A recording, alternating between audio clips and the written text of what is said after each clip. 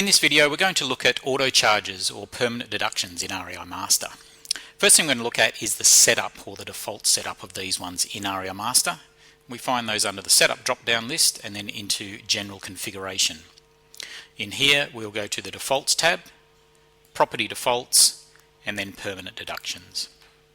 So you can see here we've got a couple of auto charges or permanent deductions already applied. These are our default ones, as I mentioned.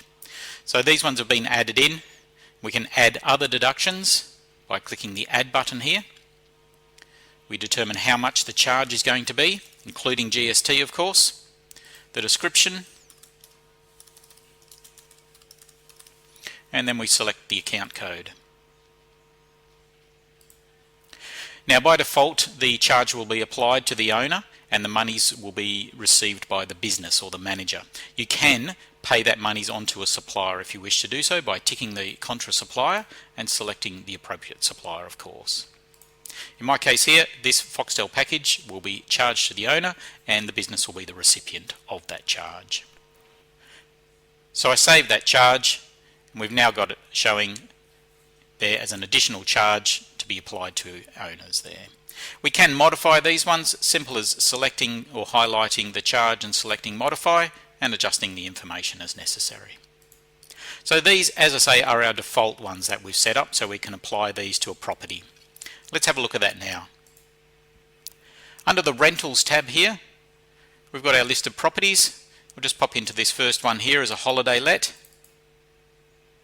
Under the commissions and deductions and permanent deductions there, what we can do to apply those charges in here, we can either select existing by being able to pick one of the ones we've inserted, or we can apply all defaults. If I select that there, all defaults are applied as one go, or I can add a deduction and in there I insert an individual one that will relate particularly to this property here. In applying all defaults you can see then that they're all applied here. If I want to, I can modify these ones again if I wish to do so by highlighting, selecting modify and adjusting the information there. So I've now made an adjustment to that charge there, but it's only an adjustment particularly to this charge on this property here. The default one of $69 will still appear if I apply the defaults to a different property. Or if I select to apply all defaults again, it will remove the existing deductions and insert the default values. So if I say yes, you'll see then this one changes back to be the $69 that we have as our default. So a very quick and easy way of applying charges in multiple to the properties there as we go. Let's have a look at a way of displaying that information a little differently. So back into my list of rental properties, if I go down to the bottom here to the default view option, in my list here I can look at property deductions to be applied on disbursement, and in doing so there I've now got again a list of the properties, but you see we're now looking at the individual charge information on those ones there. So for 11 Bay Street, the one we were looking at, our $8.80 admin fee, $33 for window cleaning, $27.50 for PABX and $69 for Foxtel. I can make adjustments again from here if I wish to do so.